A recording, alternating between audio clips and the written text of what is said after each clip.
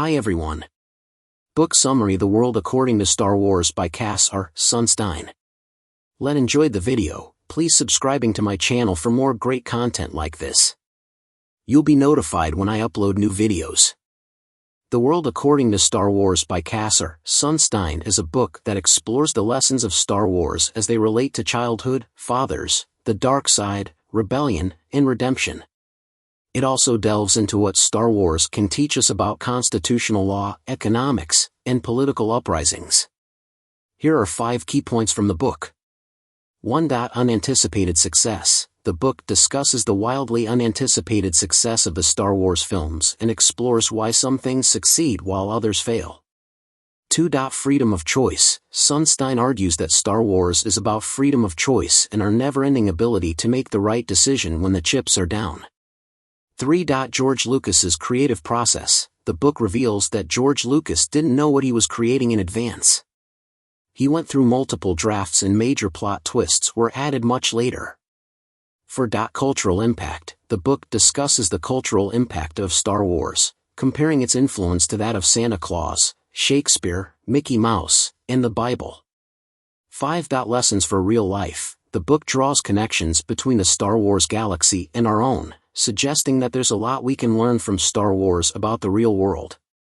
The World According to Star Wars reveals the many life lessons to be learned from George Lucas's Star Wars films. Discover what popular science fiction can tell us about ourselves, what Star Wars has to say about the politics of popularity and how we interpret movies and inject our favorite stories with our own ideas. Understand the world through Star Wars. Whether or not you've watched the Star Wars movies, you've almost certainly heard of them, and you're probably even familiar with some of the franchise's characters and artifacts, the tiny Jedi Master Yoda and his inverted syntax, lightsabers with their swooshing noise, the evil Darth Vader with his heavy breathing and famous line, "I am your father."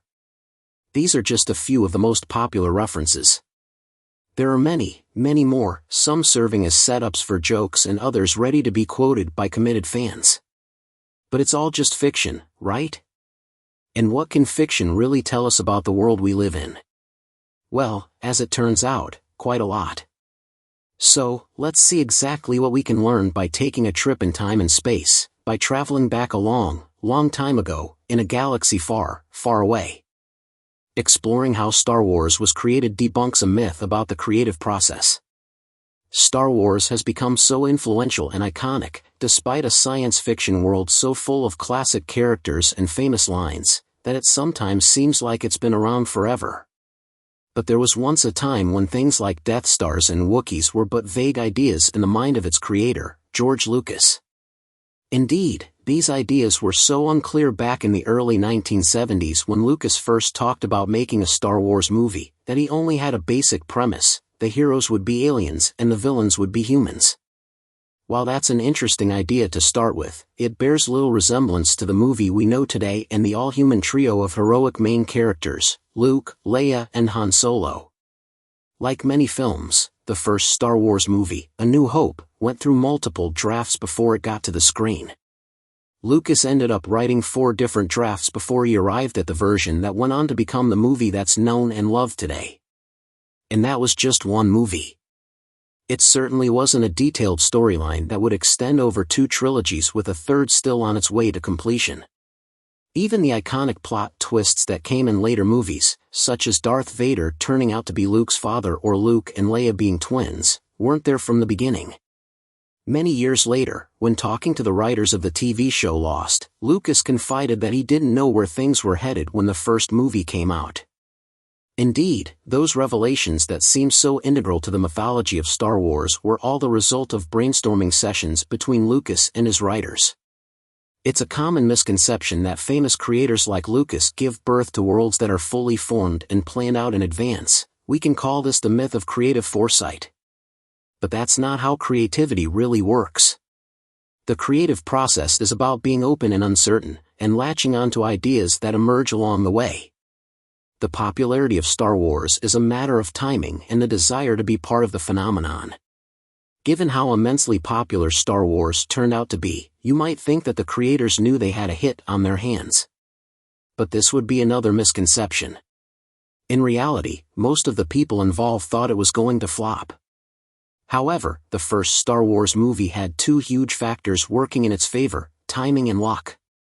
In 1977, the mood in the United States was pretty gloomy. People were still recovering from the assassinations of Malcolm X and Martin Luther King, Jr., and of two Kennedys.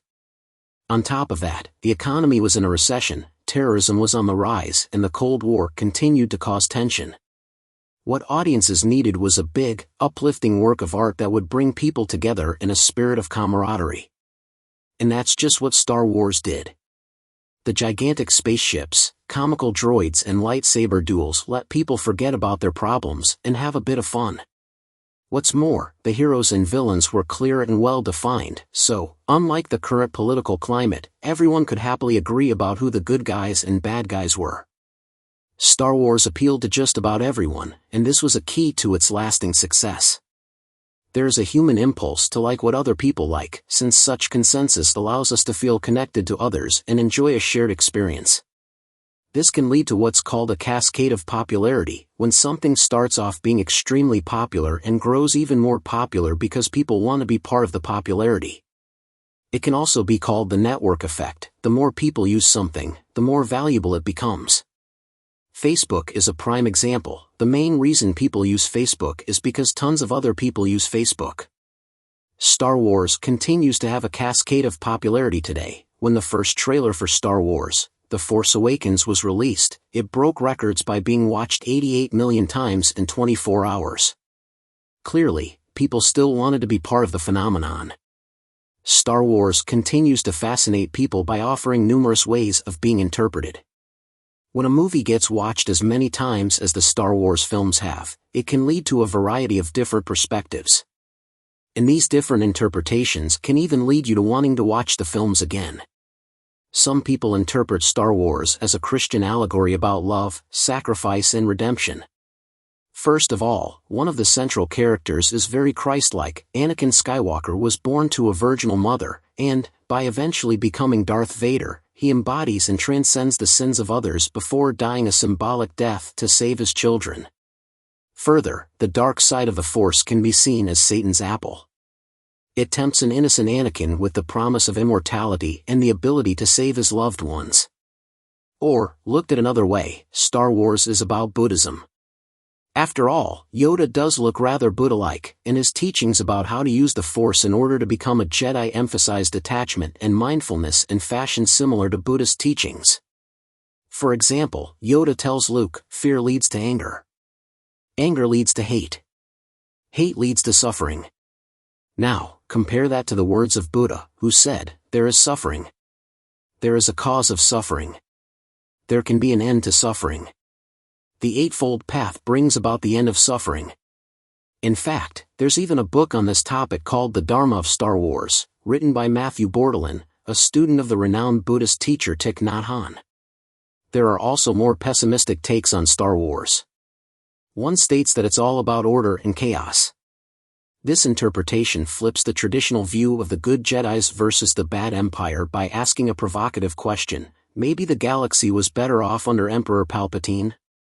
If the Emperor is viewed as a relatively benevolent dictator, then it's the Jedis and the Rebel Alliance that are causing all the trouble and violence.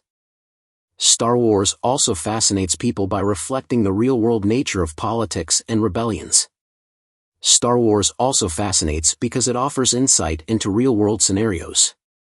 For example, the opening text of Star Wars, Episode 2, Attack of the Clones, tells us that the Galactic Senate is in turmoil as thousands of solar systems are threatening to leave the Republic. As a result, the Jedi are struggling to keep things peaceful. Once again, we see the cascade effect, only this time, rather than a cascade of popularity, it's a cascade of rebellion. In Attack of the Clones, the solar systems in the galaxy aren't acting independently of one another within the Senate. Rather, once a few of them leave the Republic, others follow, which then leads to more and more leaving until a cascade effect has led to a full-on political secession. This causes the Jedi to become overwhelmed, which creates a general climate of rebellion, which in turn creates even more unrest. The cascade effect is just one of the ways the Star Wars universe reflects our own world. Take, for example, the 2008 presidential election. During his campaign, Barack Obama benefited from a cascade of popularity that attracted more and more donors and voters. In contrast, you could look at the more recent 2015 campaign of Republican candidate Scott Walker. Once considered a frontrunner for the Republican Party, Walker suffered after being labeled a loser. Remarkably, the idea soon spread and people started to give him less money because other donors were giving him less money.